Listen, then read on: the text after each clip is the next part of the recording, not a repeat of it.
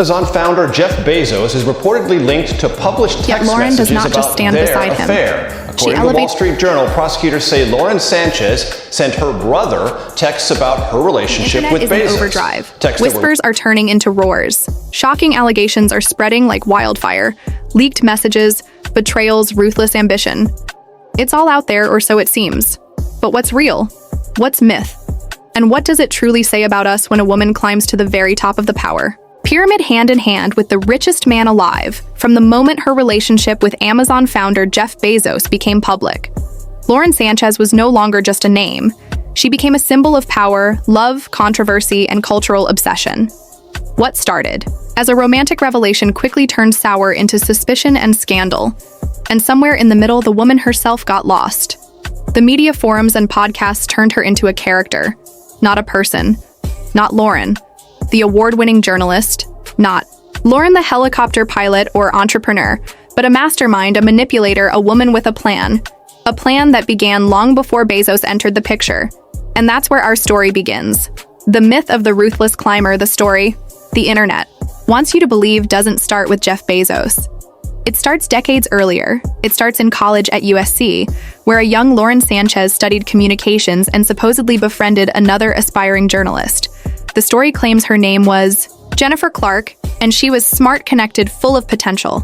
The kind of rising star people noticed, the kind that inspired envy. The tale goes that Sanchez got close, earned her trust, watched, studied, waited, and then when a huge internship came, up at a major Los Angeles news station, she made her move according to the myth. She spread rumors, stole ideas, and secured the position for herself, while Jennifer was left blindsided and heartbroken. Another version of the story places Sanchez at the KQI news station in the early days of her career, where she allegedly sabotaged a producer named Rebecca Torres. Deleted files claimed her ideas and whispered poison into the ears of the bosses. Both stories have the same shape of friend, a betrayal, and Lauren climbing one rung higher on the ladder.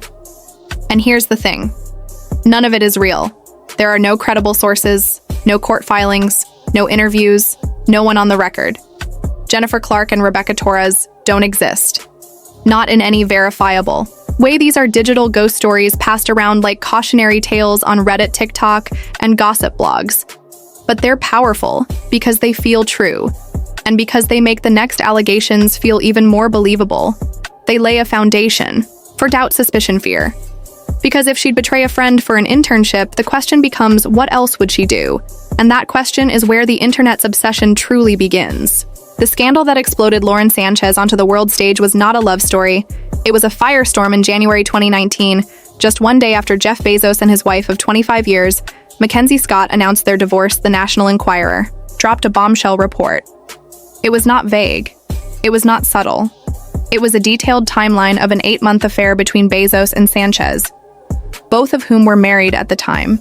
It included private text messages, intimate phrases, passionate declarations, the kind of things never meant for anyone else to read, let alone the entire world. Phrases like, "I love you alive, girl, I want to smell you. I want to breathe you in," messages written in private, plastered on every headline and timeline across the internet.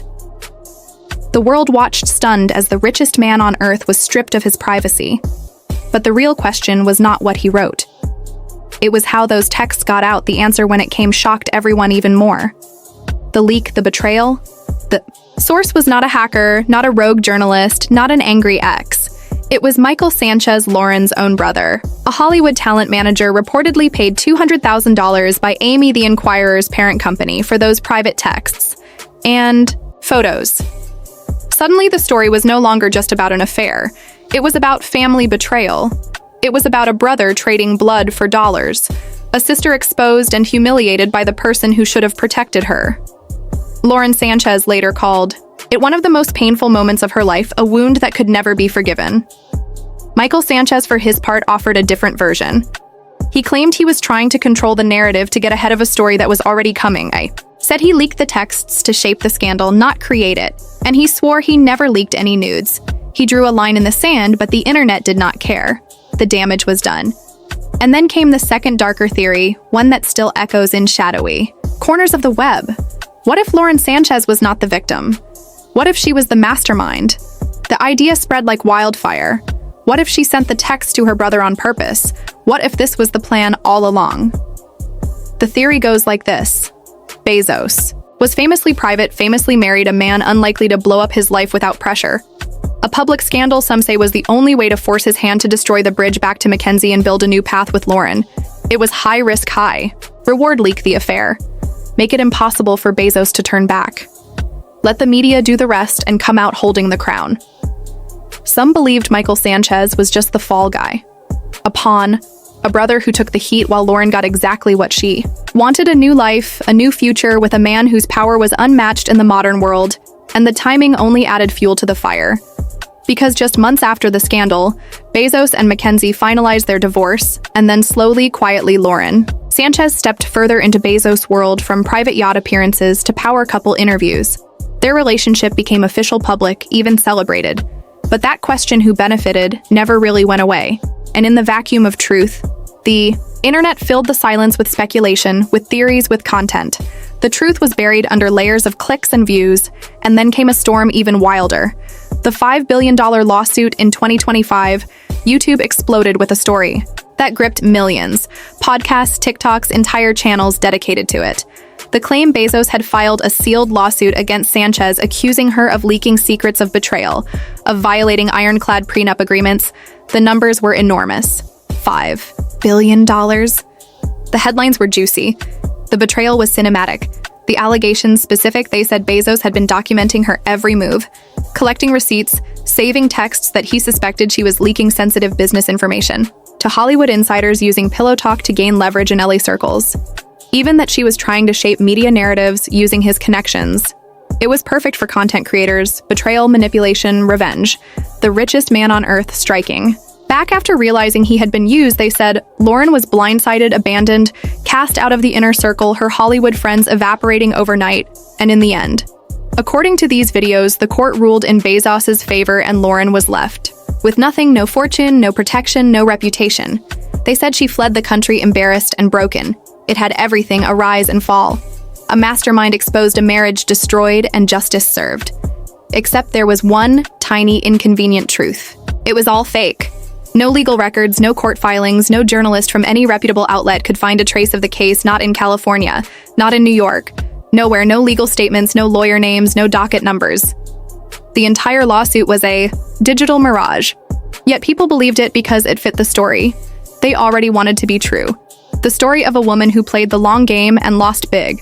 The story of a genius like Bezos who could not have been fooled unless he had been secretly 5 steps ahead. It gave fans and critics alike the ending they craved: a kind of cosmic justice, written not in facts but in fantasy. It was not a lawsuit. It was fan fiction, Billionaire edition. And even though the creators often included disclaimers in small print saying "for entertainment only," the headlines were what stuck, and the damage was done. And then came the real lawsuits. The ones that did not need imagination to sting. In 2024, Lauren's former friend and yoga instructor, Alana Zabel, filed a copyright lawsuit accusing Sanchez of stealing her book idea. The claim was specific. Alana said she had pitched a book concept to Sanchez about a cat who travels to space. A heartfelt story meant to inspire kids after a falling out, she said. Sanchez went silent. Months later, Lauren announced a children's book about a fly who travels to space. Alana claimed the plot, scenes, and tone were nearly identical, and that the project had been taken out of revenge, out of spite. Not coincidence. The lawsuit alleged copyright infringement and asked for damages. The case is still unfolding. But the accusation struck a chord, especially online, where the idea of Lauren the Taker had already taken root. It was too perfect: a personal betrayal, a stolen dream, a friendship gone sour, all wrapped in a courtroom drama. The media pounced and the narrative was already set. But again, there is nuance here. Space-themed books are common flies, and cats are both used in storytelling, and sometimes coincidences are just that. But in the digital court of opinion, where context often dies, the allegation was treated as truth. And then there was the timeline.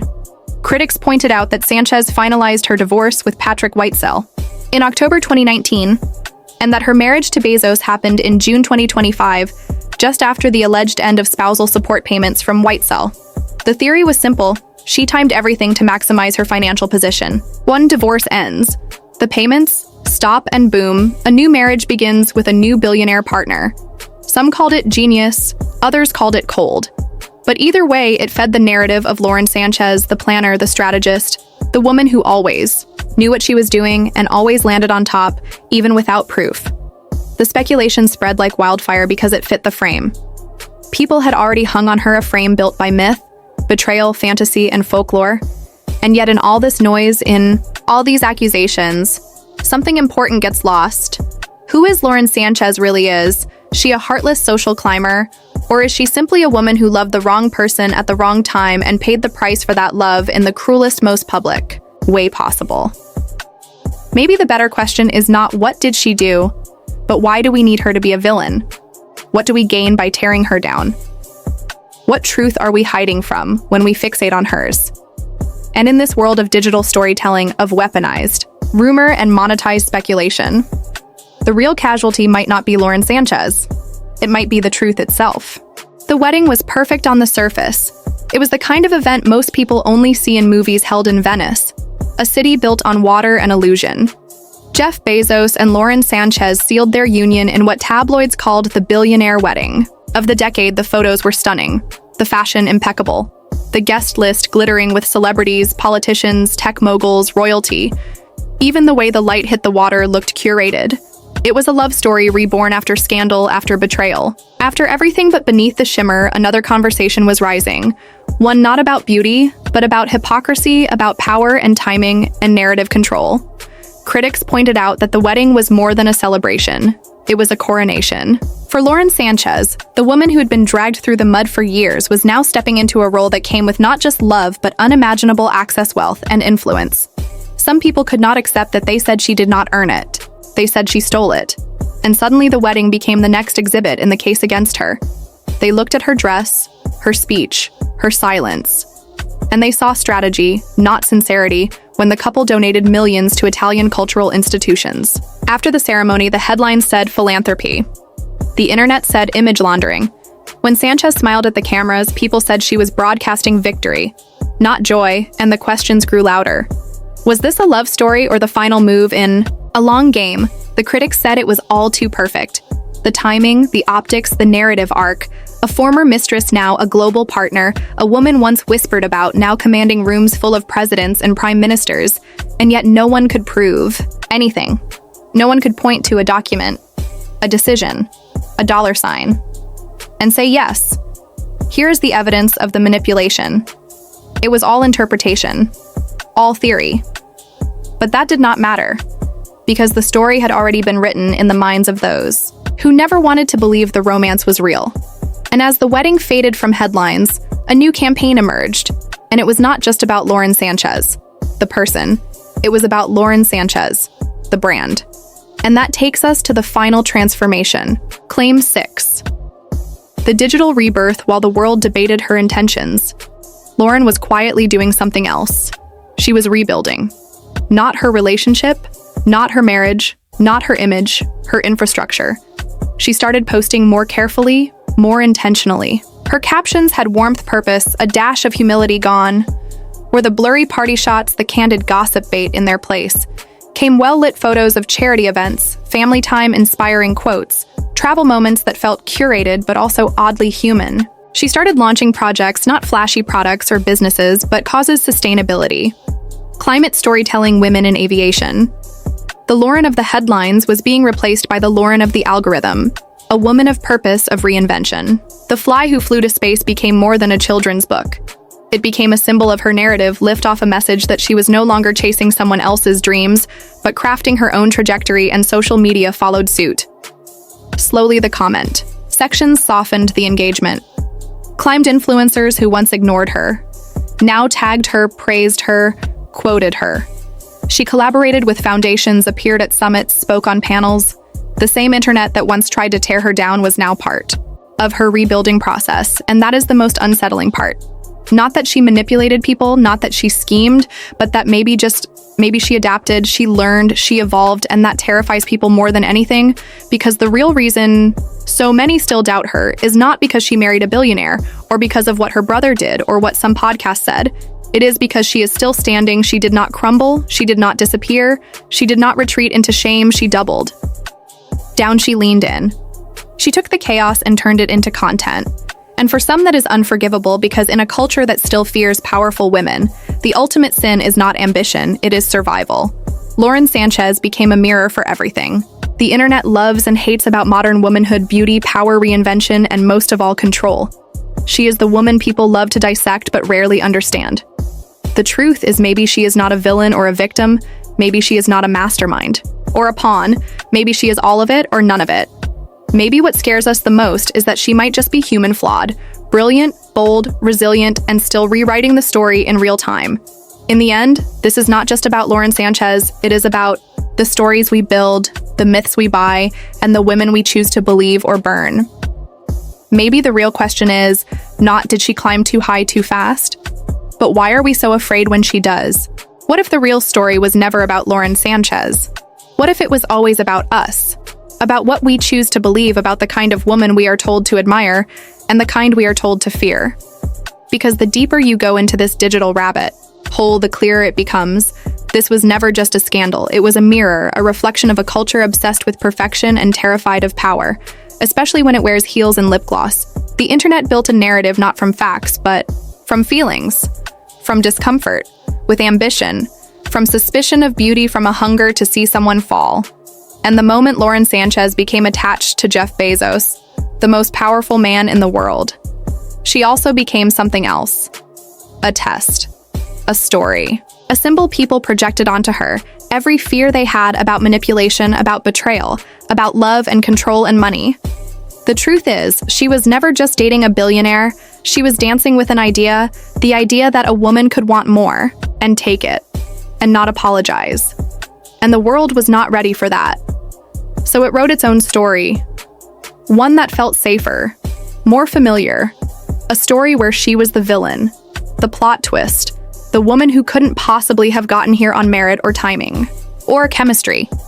It had to be strategy, seduction, something darker, something that made more sense than love or luck or shared vision. And so the rumors spread, they became content. The content became headlines, and soon the headlines were more real than the truth itself. And that is how internet folklore is born. It doesn't need evidence, just momentum. It doesn't need truth, just repetition. And once it starts, it rarely stops because it feeds something deeper than curiosity. It feeds a need for control, a need to make sense of chaos. And if that means turning a woman into a caricature, so be it. But here is the hard part. What if we are wrong? What if all those stories, those podcasts, those threads, those videos got it backwards? What if Lauren Sanchez is not the outlier, but the prototype? What if she is not the exception, but the beginning? A woman who dared to exist in rooms built for men and never flinched. What if we judged her, not because she was dishonest, but because she was too honest, too visible, too bold in her choices, too unapologetic in her desires? What if that is the real reason so many people called her names? Because she refused to shrink, because she didn't play the part they expected, and still walked away with the crown. Maybe it was not her ambition that disturbed people, but the fact that it worked. And maybe the saddest part is that we have seen this before. Time and time again, women who reach the top only to be torn down, not for failing, but for succeeding. Too loudly, and maybe the real villain in this story is not Lauren Sanchez. Maybe it is us. Maybe it is the systems we refuse to question, the biases. We still carry the narratives we still believe without proof. Maybe this was never just about her. Maybe it was about all of us trying to reconcile what it means when a woman stops asking for permission and simply takes the lead. Because Lauren Sanchez is not just a name. She is a turning point. She is what happens when a woman survives the storm and builds a yacht from the wreckage. She is what happens when the narrative fails and she keeps writing anyway. And no matter what you think of her, no matter which version of her story, you believe one thing is undeniable. She changed the game. She changed how we talk about power, how we talk about love, how we talk about women who want both and take both. And do not say sorry. She became the eye of a cultural hurricane, a place where obsession, envy, fascination, and rage collided, and something new was born, a question we are still struggling to answer. Who gets to be powerful and who gets punished for it and why? And maybe that is why this story matters not because of the gossip, not because of the headlines, not even because of who she married, but because of what she revealed about all of us, about our fears, our fantasies, our limits, and our potential to either tear each other down or build something better, something braver, something that tells women they can want more and still be enough, something that lets them climb without claws, something that lets them rise without whispers, something that lets them love without losing themselves. And maybe that starts with us, with telling stories that do not end in shame, with writing narratives that are big enough to hold the complexity, the contradictions, the truth. And maybe that truth is not simple. Maybe it is messy, flawed human. Maybe it looks like Lauren Sanchez. Maybe it looks like all of us. So what do we do now? What happens when the scroll ends, when the screen fades to black? And all that remains is the feeling, the question, the echo, because that is what this was always about. Not the names, not the headlines, not the yacht or the dress or the Instagram posts. It was about what lingers after the noise. It was about what we see when we stop scrolling and start reflecting. Because the truth is, you cannot cancel a woman who has already survived the fire. You cannot silence someone who has made herself the microphone. And Lauren Sanchez. Whether you love her, hate her, or still do not understand her, is a woman who refuses to be edited out of the story. She is not a placeholder. She is not a footnote. She is not a plot twist in someone else's arc. She is the author now. And that terrifies people because for decades, women have been allowed to rise, but only a certain way. Quiet, pretty, polite, grateful. But when a woman walks in with ambition, louder than her heels, and dreams sharper than her eyeliner, the world calls her too much and tries to make her smaller. And Lauren Sanchez said no. She said, "I will not shrink for your comfort. I will not whisper when I have the microphone. I will not apologize for loving who I love or becoming who I am." And that single act of defiance became a revolution, because power is not just what you hold, it is what you survive. And she survived everything. The betrayal, the leaks, the public shame, the laughter, the scrutiny, the hate she took, all of it, and built armor out of it. And then she smiled and said, "I'm still here." And that shook people, because we were taught that women like her do not survive the fallout. They become lessons, cautionary tales, faded headlines, not legacy, not impact. But she flipped the script and now people are watching. Not because they want her to fall, but because they are afraid she never will, and that is the real story. Not a scandal, not a conspiracy, not a calculated rise, but a refusal to stay small. This is what happens when a woman stops performing and starts living, when she stops pleasing and starts building, when she stops asking and starts taking, when she owns her story and tells it louder than the world ever expected. This is not and it is the beginning. It is the story of every woman who has ever been told she is too much, too late, too loud, too old, too ambitious, too dramatic, too complicated. This is for the women who have been erased, edited, misunderstood, dismissed. This is for the women who have been loved and punished for it, who have been bold and blamed for it, who have been visible and vilified for it. This is for every woman who dared to want more and was asked, "Who do you think you are?" Because Lauren Sanchez answered that question not with words, but with presence, with persistence, with power. She is not perfect. She is not a saint. She is not a villain. She is not a hero. She is real. And maybe that is the most revolutionary thing of all. Maybe we are finally done with cardboard cutouts, with sanitized icons, with stories that only make us feel safe. Maybe we are ready for women who are messy, who are radiant, who are strategic, who are wounded, who are evolving. Maybe we are ready for women who do not break under pressure but crystallize and shine. Maybe we are ready to stop asking how she got here and start asking what we were so afraid of in the first place. Because the truth is, this story was never really about her. It was about us. And now that we have seen what survival looks like, what reinvention feels like, what power sounds like when spoken without shame, maybe it is time to write new stories. Maybe it is time to scroll differently, to watch differently, to believe differently. Maybe it is time to see a woman rise, and instead of waiting for her fall, we rise with her.